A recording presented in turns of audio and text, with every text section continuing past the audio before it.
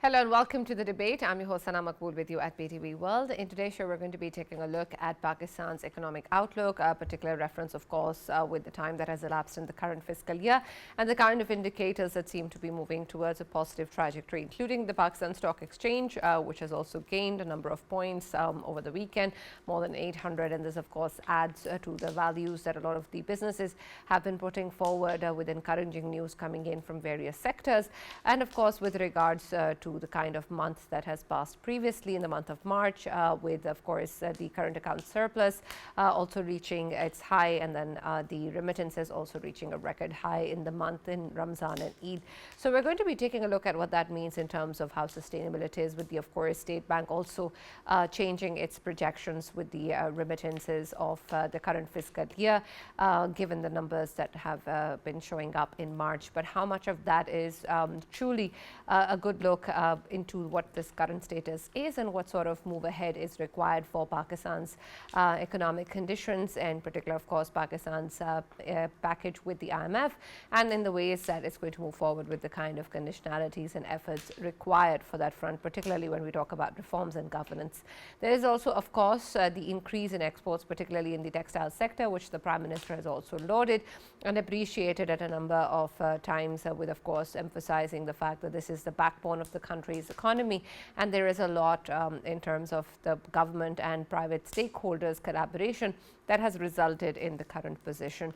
That too, of course, given the ways which we find ourselves in and the kind of macroeconomic factors that are impacting Pakistan, and then, of course, globally also, remains to be seen how much of that is going to really impact us directly at the moment in the current fiscal year, and then, of course, for our targets in the coming fiscal years as well, and then what Pakistan needs to be prepared for in terms of the challenges that lie ahead, given the decisions coming in from the US, and then the reports coming in of global recessions as well. So we're going to be taking a look at what that means given the current scenario and what it is for Pakistan moving forward. That is going to be our focus in the debate today. For this and more, as always, in the studios, I've been joined by senior analysts Farrukh Pitafi and Raja Faisal.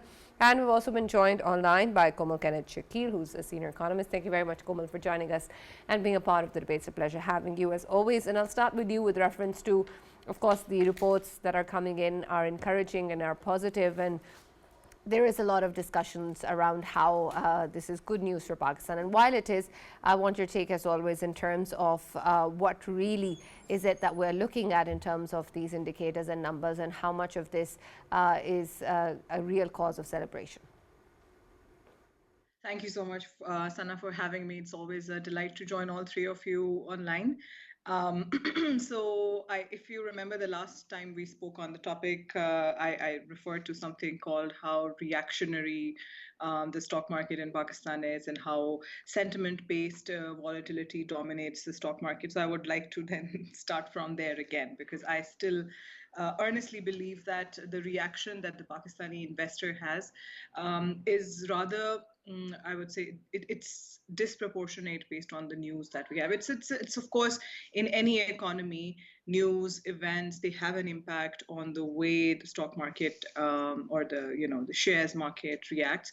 But in Pakistan, I want to highlight the issue, which is apart from the indicators and everything, we have to understand who the investor is and what the investor base looks like. To put this into a context. So we have about, I think, 3 million or something. We don't even have the exact number because the information is not readily available, which it should be. Another issue for another time, probably. But the investors that we have, our market is not as democratized as we would like it to be. There are many reforms that are happening, including investor education and reforms in that domain. But nonetheless, we have the market dominated mostly by institutional investors, which provide a certain type of flexibility as well as stability. But at the same time, it allows too much power into the hands of too few. So we have 500 odd companies registered in the stock market. So it's not a big stock. It's not a big capital market. It is very small or not very sizable compared to regional comparators. At the same time, it is the same story that we economists have been talking about in terms of elite capture, just as our economies generally. At some point in time, the whole narrative around 22 families kind of dominating or holding the wealth for the country between themselves, it has somewhat translated into the stock market as well. So yet again, few institutional investors. The market is not democratized enough. There is not enough power into the hands of the common investor or a smaller stakeholder. So any indicator, any news that comes into the economy, the response is disproportionate to the type of news that we have. So just a few, in the same month actually, on the 7th and 8th of April, when Trump announced the tariffs on China and different other countries in Asia, including Pakistan, there were huge volumes in the market in the way the market fell.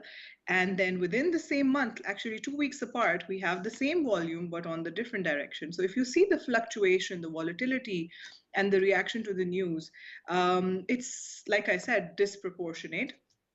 But nonetheless, the indicators that apparently seem to contribute to this reaction are very welcome.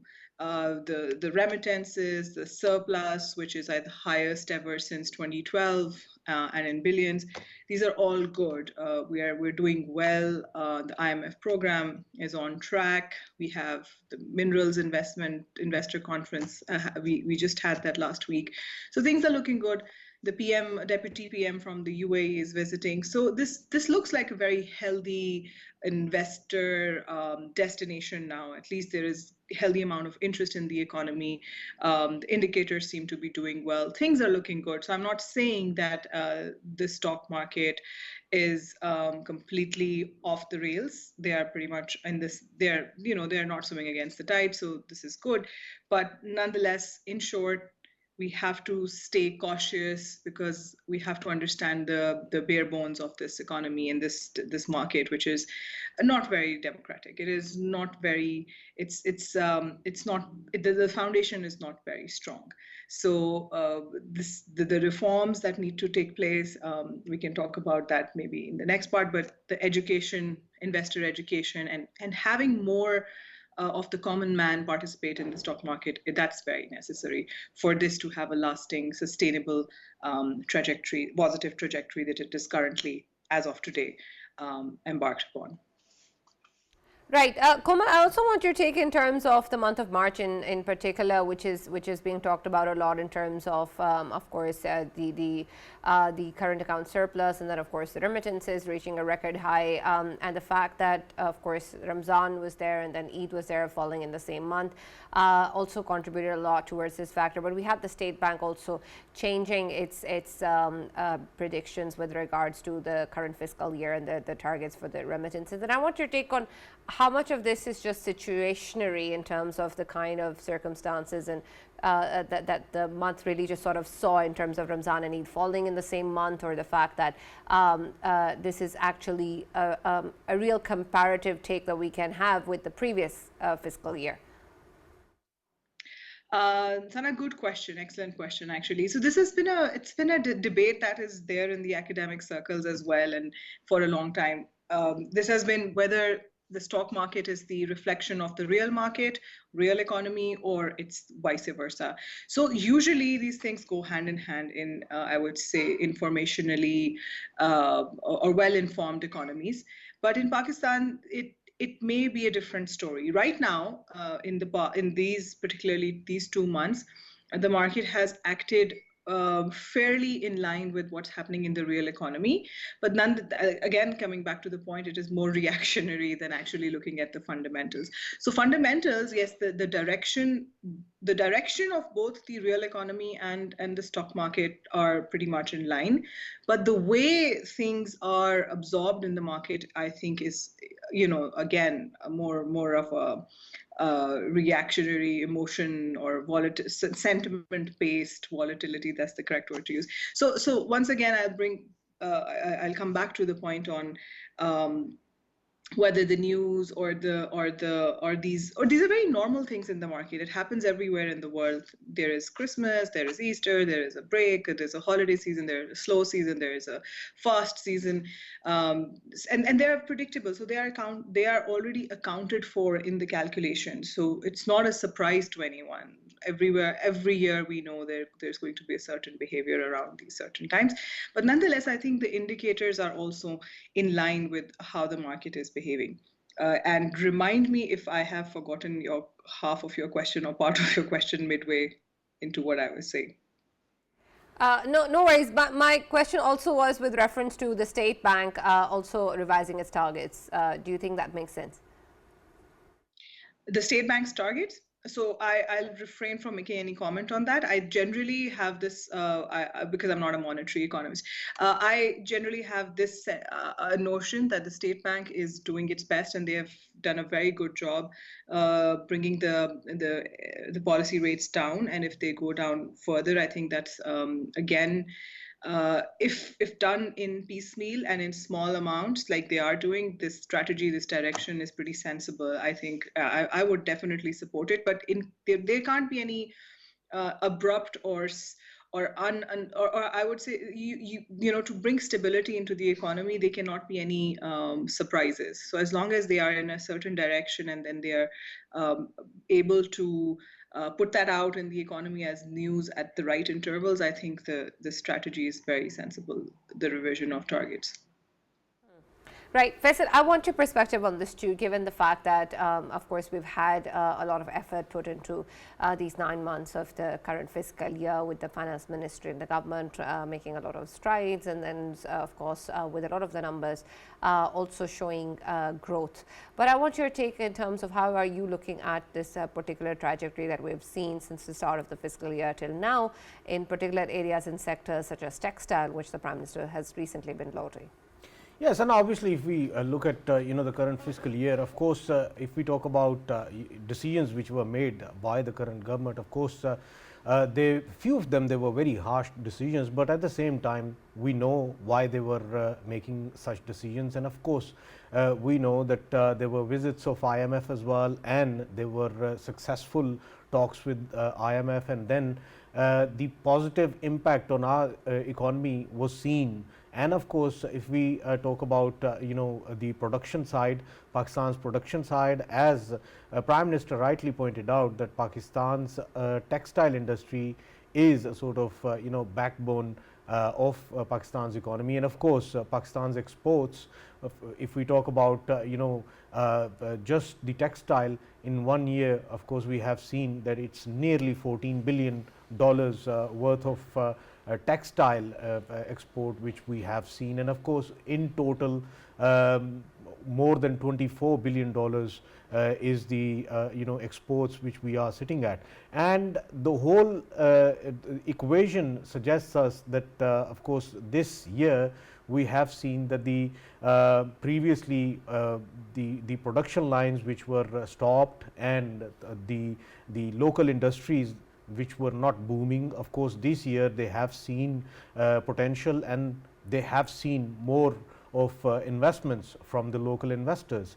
And at the same time, as Komal has rightly pointed out, that the initiatives like minerals and the recent conference, and we saw that last year there was a conference as well, and due to which we had attracted investments in Pakistan in this sector. And now too there were investors who are interested in investing in Pakistan's this sector as well. So it can be suggested that with the sort of taking help from IMF and the IMF program which is ongoing, and the recommendations which were recommended by IMF, and government stood in compliance with them, though there were very to some extent harsh decisions to make, but that was all about Pakistan's economy and reviving Pakistan's economy. That is why we are seeing that the surplus is sitting at a very good position right now, which can be further improved in the coming year. And currently, of course, all we need to do is to just stick to whatever the initiatives have been taken, number one, and number two, the continuity of the political stability which we are seeing right now in Pakistan, that needs to continue itself. The more the secure Pakistan's political fabric is, and Pakistan's political stability is, that would have a huge impact, a positive impact on Pakistan's economy as well. It is all about stability, and furthermore, further down we will see that Pakistan's economy will go grow faster, and of course stability will be there. Right, and Farrukh, I want your take also on the kind of stats that we're looking at and the kind of numbers that we really need to be mindful of when we talk about economic gains and future trajectory, given, of course, that we're engaging continuously with the IMF. Right, Slara. First of all, because you began by mentioning the stock market of Pakistan. So, yeah, I just wanted to remind you that once upon a time you asked me how good an indicator of economy's performance is stock market, and I told you treat it like a horoscope. If it is positive, take it, celebrate it. If it is negative, just forget about it. That is exactly the reason why it is exactly what was mentioned by Komal Saiba earlier, and I think that that is very important. By the way, before starting this, I wanted to actually there are two things that I wanted to get off my chest, right? One, happy Easter and happy Easter Monday to everybody who is watching, and then also let us also condole the grave loss of the of Pope Francis. The great man is lost today, so that is sad.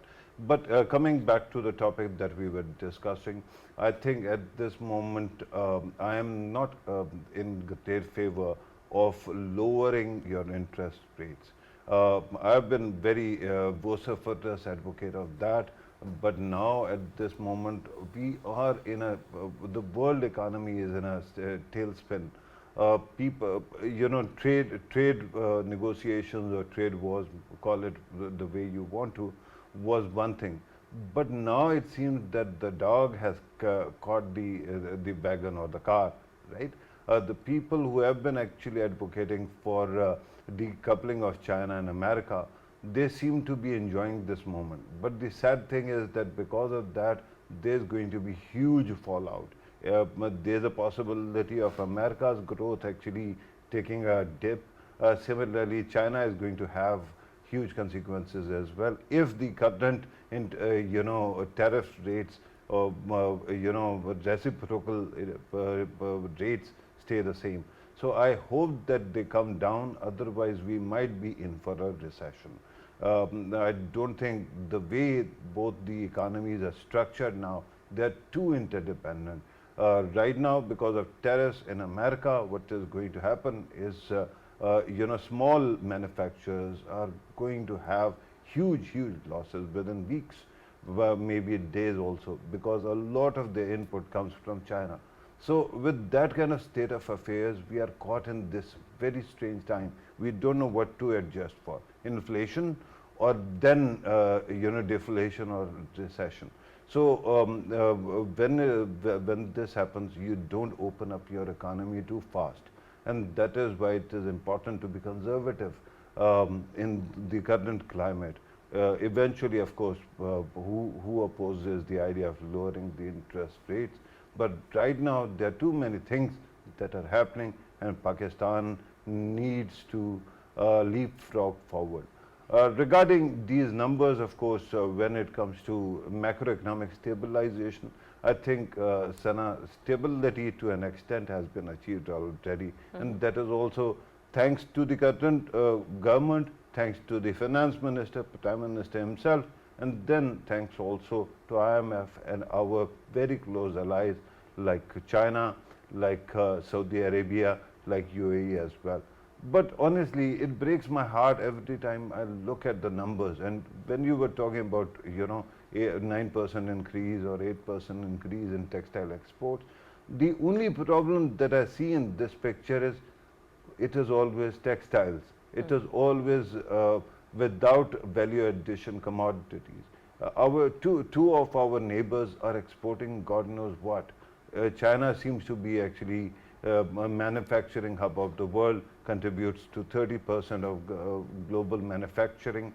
India also is doing rather well over the past 2 decades. And look at us, we haven't been able to add value to any product, right, substantially. Even in textiles, apparel, factories should be there. Then you could actually go for designer kind of products. But we don't seem to be capturing any market. I hope in coming days that changes. But my answer to your question, what numbers to follow, is don't just look at numbers. just realize the moment where we are right now, it is premature for backpatting or self-congratulation or chest thumping. Komal, I also want your perspective then with regards to the ways that we're looking at businesses and investments coming in. As Farrukh pointed out, with friends like China, other countries helping us. The Mineral Conference is something that has been cited a lot also recently, and the kind of efforts that have been put in with bilateral engagements such as with that of Saudi Arabia. But I want your perspective then in terms of, given the kind of scenarios that we're in right now and the current economic conditions, what really is the need of the hour when we talk about these investments, and how much of this needs to be also exist in parallel to the kind of domestic and private sector investments that we're also hoping for? So you've answered the question in your question. I think you pretty much understand something that all of us on a primal level understand, that any international investment is very much dependent on how satisfied the domestic investor is. If things are happy at home, of course, anyone can see that this is good, this is a good place to invest, and then that investment can be sustained. So this is a great proxy to measure how well your foreign investor would do, because they will also, regardless of any concessions and tax holidays or incentives that we offer to our foreign investors, but at the same time, they would still have to go through all the regulatory hoops. We've been discussing this and talking this about, to the extent of exhaustion, that ease of doing business reforms, investment climate has to be improved, regulatory guillotine, how these things have to be simpler and have to also be communicated to the investor. So here I would like to bring to attention the fact that about 90, the numbers keep changing, but more than 90% of businesses in Pakistan fall under the SME category. So we do not have billion-dollar companies. That says a lot about how our regulatory system works and what kind of hoops the domestic investor has to jump. And I would also like to again reiterate something that in my circle of professionals I have been saying for some time now, that all of these regulatory reforms have to understand that anything that an investor has to comply with has a mental cost as well. It will take up a very important resource, which is the mental bandwidth. And if we are not looking into that, then we are making it very difficult for anyone to do business in Pakistan. And if your domestic investor, if your homegrown businesses are growing and they are thriving, you do not even need to market anything. You do not need to have any trade facilitation reforms, particularly focusing on foreign direct investment. If it is cheaper, faster, efficient, pleasurable to do business in Pakistan, your investment or your investors are going to flow. Then you have to work very little on economic diplomacy. So I think we've been running away or running away from facing the music for way too long. And now that we are riding the tide of good sentiment in terms of investor confidence, we are riding the tide of good indicators. Finally, again, we have entered a cycle of stabilization. So let us capitalize on this. Like Farrukh Saab very rightly said, that instead of celebrating our wins way too early, let's try to focus our energies in terms of whether it is from the reformers or from the business community or from professionals like us or the media, to put these energies into sustaining this momentum instead of becoming excited earlier than we are supposed to. So that's all. I think if that answers your question, that's great. Otherwise, we can go into specifics, because I am, again, a champion of investor education at the heart of everything. Because if we empower the investor, whether it is in the stock market or whether it is in any entrepreneurial, industrial activity, if we empower them with education or with just making a better investment climate, then half the problems get solved by themselves. Yeah, Komal, obviously, when we talk about the current circumstances of the world, especially when it comes to President Trump, he's been, of course, calling the shots in terms of tariffs and all. In this whole fuss, do you think Pakistan has capability or an opportunity that can Pakistan facilitate itself from? And if we talk about tariffs on China, and if this war of tariffs further deepens down, then can Pakistan be in a position or to present itself as an alternate to any party, where Pakistan can say that of course we have the kind of capabilities that we can provide you with all of the, or maybe few of the the trade or few of the exports which were getting from China, now Pakistan can replace it? Can we say that? Thank you for your question. I think it's many questions in one, actually, or at least in my mind. I have multiple answers to this. Firstly, we are in no position to compete with anything that China produces, simply because of the economies of scale. We do not yet have the capability to produce things at the price or at the cost that China is able to produce. So I do not think the easy answer would be this. But nonetheless, the impact on Pakistan would be manifold. Both China and USA are very important strategic trade partners. And in terms of politics also, it's very complicated and intricate. The popular narrative, which, or if even if not popular narrative, but one of the narratives that exist in the discourse are that Pakistan may have to choose between the two superpowers or between the two significant powers. But if we take a policy direction that we separate politics from economics, then Pakistan, in its precarious reform phase right now, we are still in the way of making the significant reforms. We are not, the momentum is still not stable enough as we would like to see. So Pakistanis at home, Pakistan's home ground is still not stable enough to embroil themselves in the global stage of politics. So if we focus on the economic part of it, on the trade facilitation, on the reforms part of it, then we do stand a chance in surviving in the global economy, no matter how small a player we are. Smaller players, for example, we're doing a study at work, we're doing a study for Laos, PDR, and they're a very small player in the Mekong region. They have powerful neighbors like China itself, and China has established a railway line that connects the Kunming province to Thailand in Bangkok. So Laos is a very small landlocked country with very little trade, $1 billion something annual GDP and trade. So they are also very small, but nonetheless, with the reforms, they are also able to have an impact within that region, despite having powerful neighbors. So compare Pakistan with the economy of more than 225 million and significant sizable geographical location with, if nothing else, we are a great consumer market for big international companies. So we do have a significant role in the world. And we do have a sizable economy, we do have a sizable population. So if we play to our strengths, we can have a role as an economic actor in the larger game of economy. But if we are trying to compete and try to take the place of China, then we are in no position to do so. But we can take some place that is being made as the dynamics of trade shift in the world.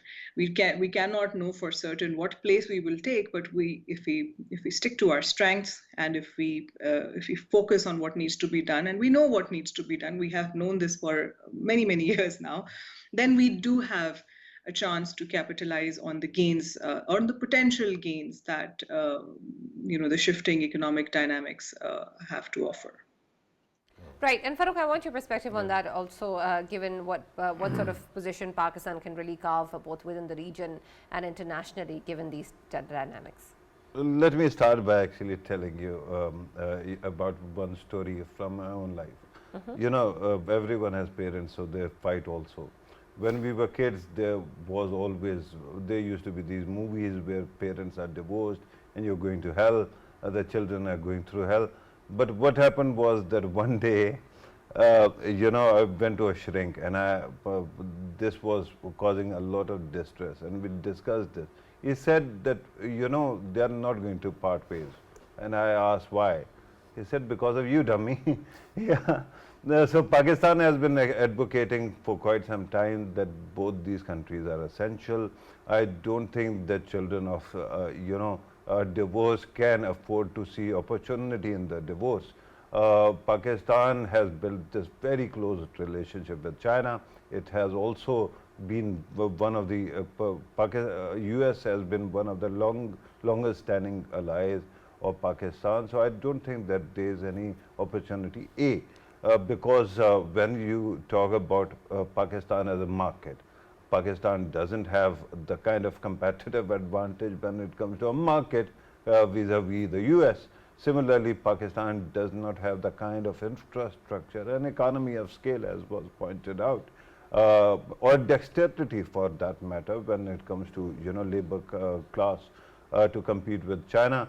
If you want to see example of a country that has done magnificently when it came to the previous trade wars between China and the US during Donald Trump administration part 1, at that time Vietnam has been a great example. The way they have actually created their own space or carved their niche is amazing, and they have benefited from both these worlds. The biggest problem is that when it comes to our capacity, and I totally agree with this idea that Pakistan's own private sector will be able to, their satisfaction will ensure how well you are invested in, right? But the concern again is that when it comes to our business community, they don't have the kind of R&D that is needed. Without research and development, you cannot compete anywhere. And sadly, and by the way, just look at the examples.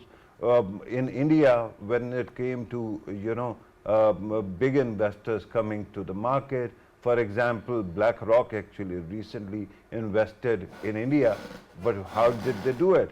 They went and actually bought the loans or debt liabilities of Adani. Similarly, when Elon Musk goes, where does he go? He goes to Mittal, he goes to Ambani. So this is very important. You have to have national champions also. The problem again is that because of the elite capture, there is not competitiveness, right? There isn't competition. Because of that, whosoever is running a business, they have zero interest in diversification or improving their own quality of doing business. And then you don't get banks to actually help you out. And SME sector, again, if you go to Samida's website, when especially there used to be these small loans for youth loans for that matter. In the end, what you saw was that they were actually telling you how to go for animal husbandry, poultry farms, and various other farms of that sort, or small tuck shop for that matter. The problem is R&D is missing. Till the time you don't have it, you won't work. And the biggest problem with that is, even if you start today, you're going to take a few years, while these crises are at this moment emergent, and they are not going to wait for you for 2, 3, 4, 5 years, as long as it takes you to catch on. So I think that this is an idea which might be there for argument's sake, but it is not going to help us. Our best interest lies in the fact that both these economies don't decouple, because that is going to mean certainly recession, global recession, and economic chaos. They don't decouple, and then we find time to actually upscale and then be competitive enough to work with both of these economies. And Sana, I just wanted to add in my couple of things. Number one is, of course, if we look at the remittances, the increase in the remittances in the month of March, and obviously previous to that as well, it has a lot to do with we know that a large chunk of our youth they have, of course, gone to Western countries and the Middle Eastern countries for seeking the jobs and all. They have got the jobs, and of course they are doing something there. That is why we have seen an increase in the remittances, number one. And number two, I have always highlighted that IT is going to be pivotal. This is an age of selling ideas. This is an age of IT. This is an age of AI, and I'm pretty much sure the kind of though the numbers won't be that high, but of course the kind of brains Pakistan is producing, of course they have the all what it requires to be in a position to sell the ideas. Is just as Farrukh has highlighted, banks don't help out, or the environment of for the entrepreneurs and the fresh entrepreneurs I'm talking about in the IT sector, that needs to be, of course, developed in Pakistan, where all of these fresh grads, as soon as they get out, whatever the ideas they have, they start working on it, and wherever they seek the assistance of the government, they seek the assistance of the successful private sector of any field, of any industry. They seek that and they get it, and when once they get that help, of course they will be in a position to multiply whatever it is on the table. And in terms of IT sector, if our IT exports are sitting around $2.7 billion at this hour, of course we can multiply it. We should be every year we should be putting efforts into multiplying it. Every year we should be increasing at least $1 billion on top of it, because whenever we hear about Pakistan, the kind of Pakistan's vibrant youth is, and the kind of universities they produce the students, at least we should be sitting at around $30 billion, if not $25 billion for the sake of the argument. We should be sitting at $25 billion worth of IT exports. Right. Sana, with due respect, I know that you have to go to Komal, but I very quickly wanted to rebut certain things. It is very hard to rebut someone who is claiming to agree with you, but here's the humble submission. There seems to be, when it comes to Pakistan's intellectual class, our biggest problem is it seems sometimes that we are some kind of Rip Van Winkles. Why it seems that we seem to be talking about that yesterday which has passed. In the age of AGI, in the age of agentic AI, in the age of AI agents, when Manus AI and others, right, including Gemini and God knows how many others, can code themselves, when this whole field is dying, we are talking about focusing on IT sector.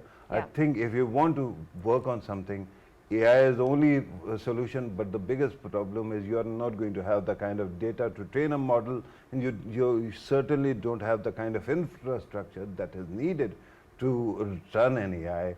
I'm trained in Python and AI, various fields of AI, and I can tell you we have missed even that window. So I don't think that there is that kind of scope. Bring up new ideas. Then. Right. And Komal, I'd love to hear your perspective on this, but I'm going to add another question on top since we're short on time regarding climate financing and the ways that we're factoring that in terms of whatever discussions we have around economic recovery. We've just seen hailstones the size of golf balls in the capital. We've seen drought-like situations. We've seen floods recently. And that, of course, is worrisome given the fact that Pakistan has had to deal with this in the past, and we know the kind of financial damage that we have to deal with on top of other, of course, circumstances that we have to face. And so I want your take in terms of how this discussion has gone by, particularly after 2022, and what really are the options that Pakistan is looking at, both from within the country and then, of course, from international platforms. Thank you, Sana. It's a very, very important topic, very imperative to discuss this. I just have a counter question. Do you want me to talk about the climate financing options Pakistan has, or generally what kind of resilience focus, like policy focusing on resilience against climate change? What do you want me to exactly focus on? Because I have something to say on both, but I'm aware of the paucity of time. 4 or 5 minutes. Go ahead. So there are two things at hand right now. So one is completely on the financial structuring side of it, which is also a great topic of interest for me. The other is about creating ecosystems that are resilient to climate change. So these are two different policy angles, and I think they both have to go together for Pakistan to be able to put themselves in a position where they can, if not effectively counter the effects of climate change, but at least be able to survive it.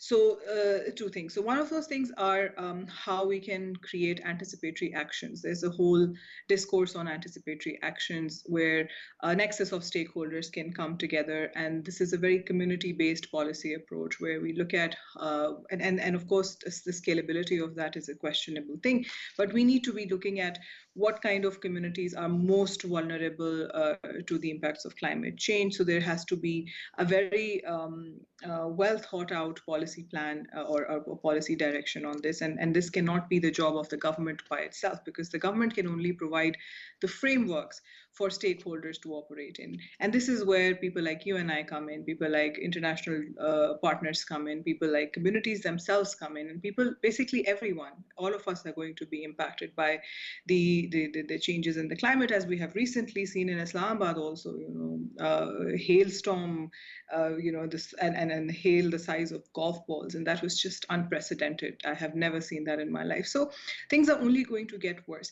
So to be able to actually have resilient communities is to be able to anticipate this in advance and be prepared to have frameworks that include early warning systems, that include some kind of basically using past data, predict the futures, to have some kind of triggers that can alert communities, that can alert people to what potential climate-induced disasters they can go through. Because see, the climate-induced disasters also have an economic angle to it. It impacts our livelihoods directly, it impacts our economy, and it's not the overall economy only, but it's also the smaller community-based economies that aggregate into the larger economy. So this is a very intricate and a very diverse and a very advanced field that needs to have a major rethink, because we've been approaching humanitarian work, or we've been approaching community development work in a very different way. But this is the reality right now. Climate change is real, and to be able to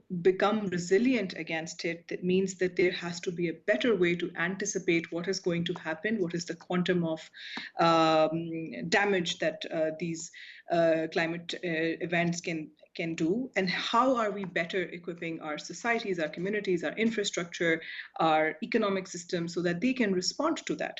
So one of the works, I've actually done some work on anticipatory actions in Sindh, and it's focusing on the most vulnerable districts in Umarkot and Tharparkar and Dadu. And these districts actually, we've studied how they actually translate into an economic crisis. So a natural disaster, climate-induced crisis spirals into an economic disaster very fast, and there are things that you can do to stop it. But for that, there has to be a very, very cohesive network of or nexus of stakeholders that come together, that are agile, that are alert, and that can foresee that this is the potential damage that the community can face in terms of livestock dying, in terms of crop cycles being disrupted. So your whole income cycle is disrupted as well. But on the other side, then there is a whole other space in which the government is working. And we have what we say the voluntary carbon markets and the policy around it. And the government is working on creating these kind of frameworks, which is also a very, very big area that needs a lot of rethink, needs a lot of research, needs a lot of insight from other countries who have done that. So if we are talking about the climate facility we are going to take from the IMF, let us be very mindful that this has to be effectively utilized using evidence-based, research-based very meticulous, very precise frameworks into which this money goes into. Otherwise, we'll just be taking more debt onto us, and then we'll go into the whole cycle of boom bust and stabilization, and then insolvency and stabilization, insolvency. So any kind of financing facility, we are very quick to celebrate, oh, we are getting some more money, but it is very important to understand that if we are utilizing it under the umbrella of climate financing, then we have to understand that this is primarily for this this looming crisis or looming risk that Pakistan is facing in terms of how vulnerable it is to the effects of climate change. Thank you very much, Komal, for joining us and being a part of the discussion. Thank you, Farrukh. Thank you, Faisal, for joining the debate as always. That's all that we have time for. We'll now see you tomorrow.